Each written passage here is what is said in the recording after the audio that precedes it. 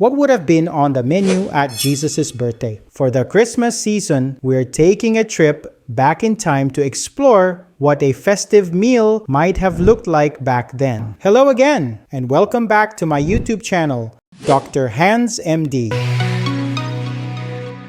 First up, we've got fish. Both carp and St. Peter's fish were staples. They might have been poached, baked, or grilled with herbs. These fish are a great source of protein. They also contain moderate amounts of omega-3 fatty acids, which promote heart health and reduce inflammation. And to add even more flavor, they could have been stuffed with alliums such as garlic, onions, or leeks. These herbs brim with flavonols shown to have antimicrobial, neuroprotective, and cancer-inhibiting properties. Next, a refreshing salad with crisp arugula, cool cucumbers, and briny olives. Arugula is packed with vitamins A and K, supporting eye health and strong bones. Cucumbers are hydrating and great for digestion. And olives bring healthy fats that are a boon for the heart and skin. Wholemeal bread, typically made from barley or wheat, was a daily essential.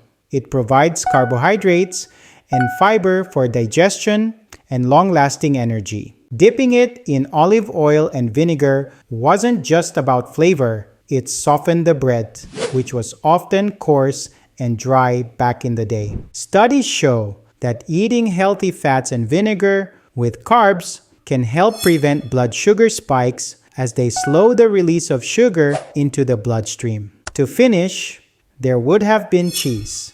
Goat and sheep cheeses were popular, even for the common folk, creamy, tangy, and loaded with calcium and probiotics for gut health. The accompaniment?